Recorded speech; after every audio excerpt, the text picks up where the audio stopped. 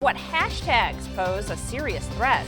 Hello, everyone, and thanks for joining us on 13 Action News live at midday. I'm Dayna Roselli. Well, we saw some action in the skies yesterday, but posed a problem today, Justin. Here this morning, we've had some flooded roads. Yeah, pretty wild to consider that it's been about 18 hours since that rain fell heavily yesterday in parts of the valley. And yeah, we're still contending with some issues related to the monsoon rain yesterday. It's 92 right now at McCarran. I tell you what, it has been a very muggy morning. Our dew points have just dropped from the 60s down into the 50s. They'll continue to drop, and that means the air is going to dry out as we head into the afternoon. That's a good thing because we are back in the triple digits. Yesterday, on account of the rain and the subsequent cloud cover, it was only 96. But yeah, we're back above 100 this afternoon. Our 13-hour forecast says plenty of sunshine. T-shirt weather, make sure you've got the big hat, the sunglasses, the sunscreen, as our UV index is running very high. Many parts of town, including the Strip, North Las Vegas, the east side of the valley, hardly had anything yesterday, but it was the southwest that got clobbered with over an inch of rain, and that right there along Fort Apache and Blue Diamond is where we find our own Alicia Patillo. Justin, I have to tell you, this area looks a lot different since I first arrived on scene at 4:30. Take a look. Cleanup is underway. Crews are working really hard right now. Chopper 13 is up above. Let's take a look at their view. Now, we can report that the Clark County Regional Flood Control District says they are monitoring a basin in the area that flows into a natural wash. They, however, say the basin did not breach, but it could have caused the flooding in this mountain edge neighborhood. Now, I want to take you back to when we first arrived on scene at 4:30. I want to show you video from earlier this morning. The water was flowing steady, almost knee deep. It was way past my ankles. We witnessed several vehicles try their best to drive through the high water, but got stuck. Even a semi truck couldn't make it past those high waters. A bicyclist who has lived in this area, in this mountain edge area, for almost a decade says he has never seen this kind of flooding before, and the conditions made it very hard for him to ride on his normal bike path. I came home last night and we sort of freaked out because we saw some cop cars down here, and it's like, I've never seen it flooded like this before. It's pretty crazy.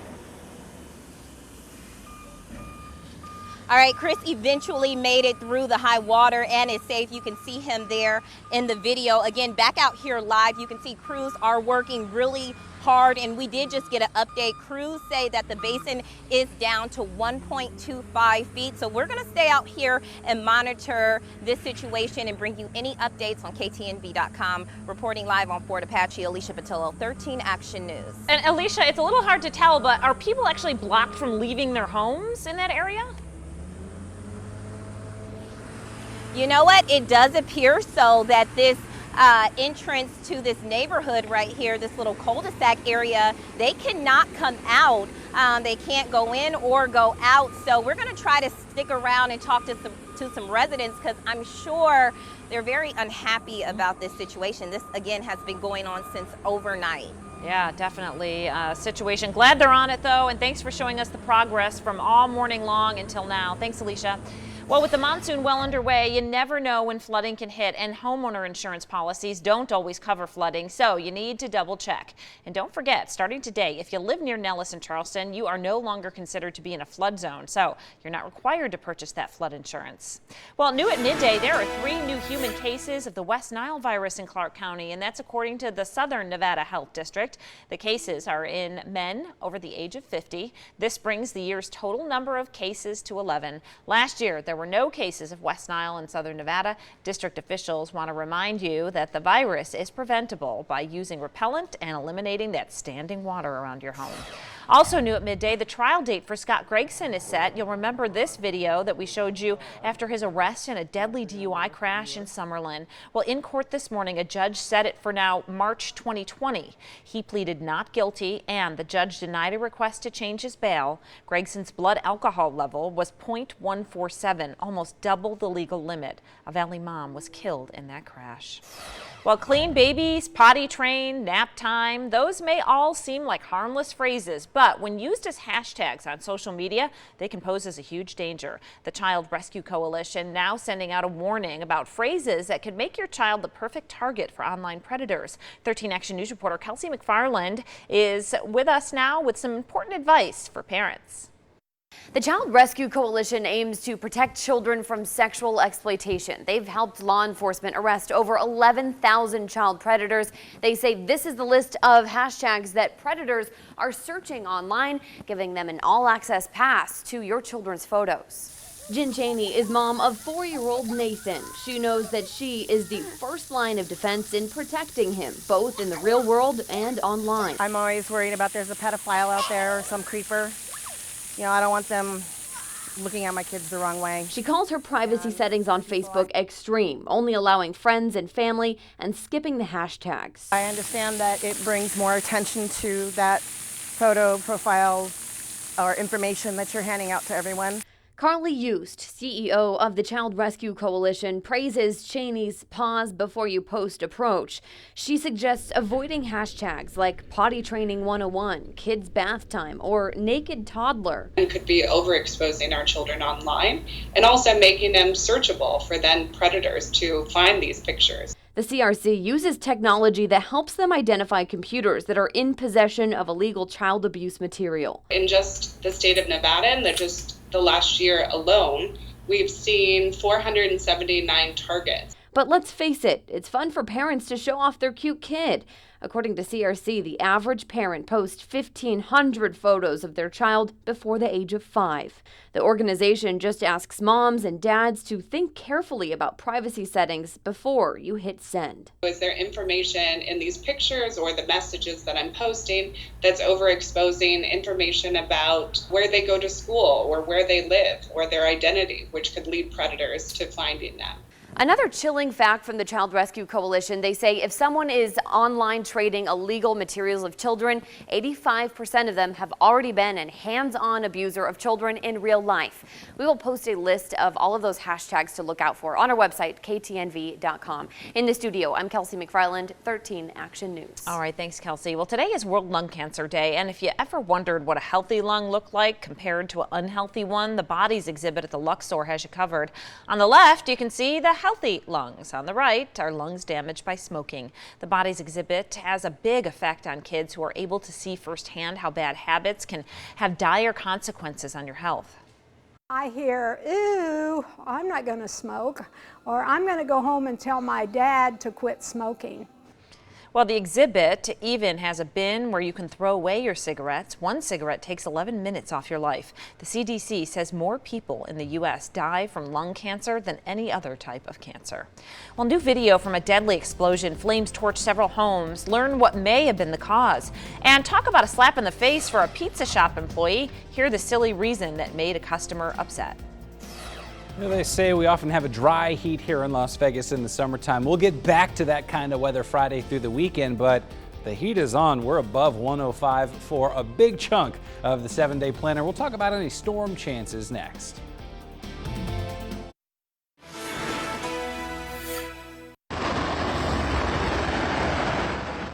Well, this is new video following a massive gas explosion in Kentucky, which killed one person and caused a tremendous amount of damage. Emergency officials believe it was caused by a break in a transmission pipeline. The sheriff's office says at least 5 homes and a garage were on fire after the explosion. It took firefighters hours to put out flames after trucks repeatedly had to refill their tanks. A local meteorologist there says the explosion was so massive it showed up on the radar. And caught on camera, a manager slapped right across the face by an angry customer at a Little Caesars in Michigan. Police say that the customer was mad because, get this, his pizza had Italian seasoning on it instead of Parmesan. When he returned to the store for a refund, he slapped the manager. I've been doing this for 12 years, and not a day in my life have I ever had a customer lash out at me that bad, especially over a $5 pizza. Well, the customer was charged with assault and battery and sentenced to 20 days behind bars. A simple hike turned into a sprint for one woman. One curious bear snuck up on her and she feared for her life. And new details on the Navy fighter jet crash in California. What we're waiting to learn about the pilot.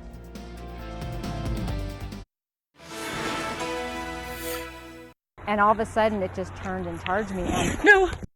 Oh my goodness, yeah, that was the moment a woman captured a bear charging her during a vacation in Canada. In the video, Sherry Moore recorded that you can see the bear walking on the other side of the trail until it begins to make its way closer to her. Sherry says she stopped, stood tall, started yelling at the bear until it actually backed down. So I just stopped, and it got up on its 2 feet right in front of me, and I just stared at it and I started screaming at it like a dog. No, get down, get back.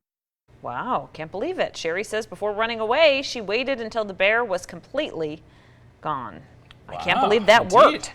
Have you ever come across a bear in No. the wild? I have not. And I wouldn't think to yell at it, like, go away. I would probably They tell you run. to hold your ground. Yeah. But I mean, in the moment, that's pretty impressive that she was able to do that. Well, that's the second time or third even that we've seen an animal kind of charge someone over this I'm week still alone. thinking about that bison Yeah. video where the girl like flipped and landed on her feet and is okay, but it's still the craziest video I feel like I've seen all summer long. Sure is. Yesterday afternoon, pretty crazy. We knew that there were going to be 1 or 2 storms that popped up. The intensity and kind of the slow moving nature of that storm in the southwest is why they had so much rain. You had nothing. Nothing. And I live close to the strip, just Right. east of it, nothing. Well, different story in Mountain's Edge, Yeah. about an inch. And rain gauges, we got a lot of them in the valley, which is nice, but they're not everywhere. In between some of these gauges down in the southwest, there were probably a couple of spots that had up to 2 inches of rain. Where I live by the Henderson Airport, we had about 3/500ths of an inch of rain. But wow, look at McCarran. This is only 10 miles away from where Alicia was reporting on that flooding officially.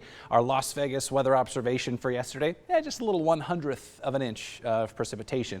Looking a lot quieter out there today versus what we had on the radar yesterday. Although in the last frame, we start to see a few isolated showers get going over the higher terrain of Arizona. And we are still in this monsoon pattern. That's why it was so muggy when you woke up this morning. But our high pressure that kind of controls the monsoon moisture is slowly shifting off to the east just in time for Las Vegas to enjoy a dry weekend. It'll be a dry heat today, at least later this afternoon, but especially Friday through Saturday and Sunday. The dew points will drop in. That means that we don't have to worry about any pop-up storms. Today, though, we'll be watching the radar. I'm not expecting much of anything. Maybe a shower over the mountains to our north, maybe a stray shower developing over the mountains to our south, down around the McCullough Range. Those are the mountains near Henderson, but anything out there that would form would tend to drift off to the east. We'll keep an eye on Boulder City, maybe a stray shower out there through the afternoon, but these puny little clouds over the mountains to the north of Las Vegas indicate you're probably not going to see any raindrops today anywhere in Las Vegas proper. 92 right now, 86 in Summerlin. We're forecasting a high of 101. This is a couple degrees below the average for August the 1st. Welcome to the new month. Typically would be around 104, so a little below average out there today, even though the humidity kind of makes up for it. We will watch the air and feel the air dry out later tonight. After midnight, we'll drop into the low 80s and the upper 70s. But tomorrow, right back into that intense heat above 105. Friday, right on through the weekend. Las Vegas, referred to as the 9th island of Hawaii. We've got a lot of interest in Hawaii. And hey, they've got 2 storm systems. A Category 1 Hurricane Eric passing south of the islands, weakening to a tropical storm. Nevertheless, bringing some big swells as well as some heavy rain. And then by the end of the weekend, Flossie, a weaker tropical storm, but may impact the north sides of the islands by the end of the weekend. So we'll be watching that. We've posted a story at ktnv.com with the latest on those systems. Dayna, our dry heat is nevertheless going to be hot. 107 tomorrow, 108 Saturday, 107 Sunday, and 106 on Monday. Okay, thanks, Justin. Well, developing story about a Navy fighter jet crash in California. Rescue crews are trying to find out what happened to the pilot. ABC's Kaylee Hartung shares what may have caused that crash.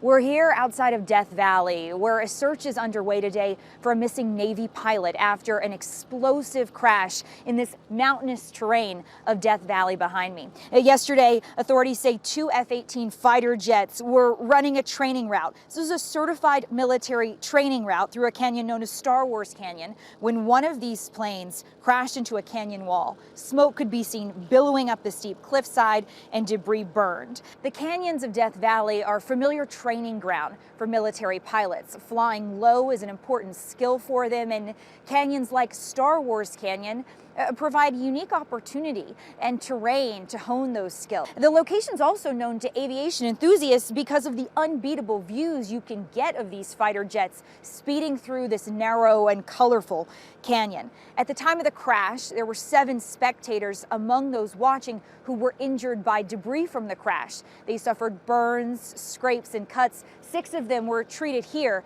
at this nearby hospital. Another remains hospitalized in Los Angeles, suffering more severe injuries. As the search for this pilot continues and the investigation into what caused the crash, that popular overlook is closed. Kaylee Hartung, ABC News, Lone Pine. All right, well, a couple of trending stories involving top names. First, Kevin Bacon's questionable carry-on. TSA checked a potato? And there's no chill after Senator Cory Booker's comment to Vice President Joe Biden. Kool-Aid responds to his debate debacle.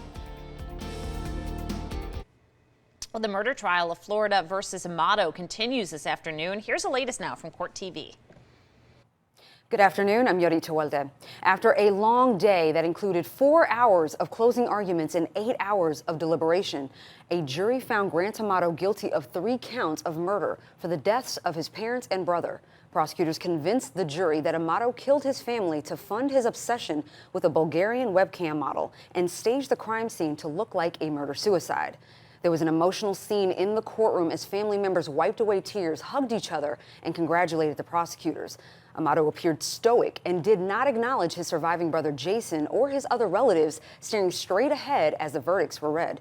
Amato's defense team says they're focused on what comes next, the penalty phase.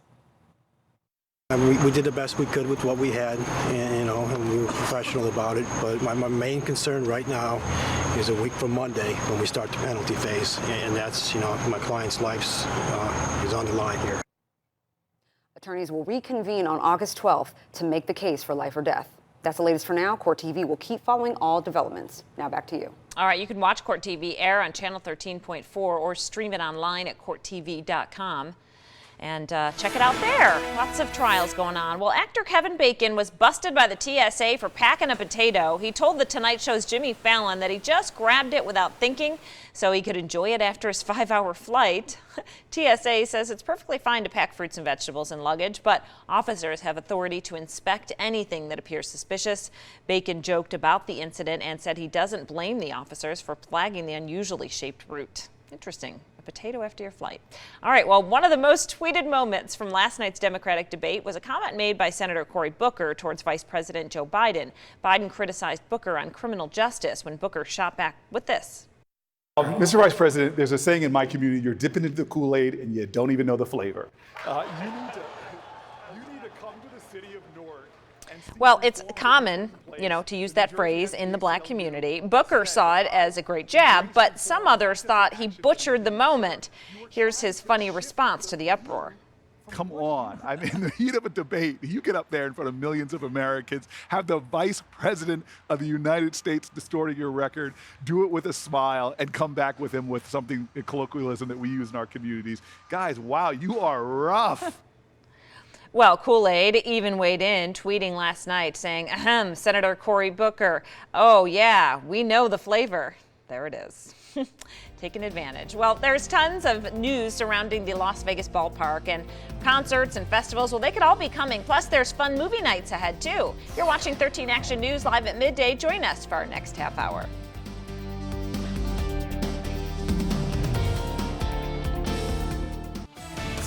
Action News, elevating Las Vegas, live at midday. Right now on the Valley's only 11 o'clock newscast, Democratic presidential hopefuls back on the campaign trail, a breakdown of last night's debate, and a Valley family keeps hope in bringing their missing relative back home. The last person seen with the woman shares why she may be in trouble. And the 2 American teens accused of killing a police officer in Italy are still in jeopardy, but officials are disputing some of the investigation. Hello, everyone, and thanks for joining us on the second half of 13 Action News live at midday. I'm Dayna Roselli. Well, today, Democratic candidates head back out on the campaign trail following back-to-back nights of debates with 20 candidates taking the stage. The field is is now likely to narrow moving forward. ABC's Trevor Alt takes us through what happened in Detroit. Detroit debate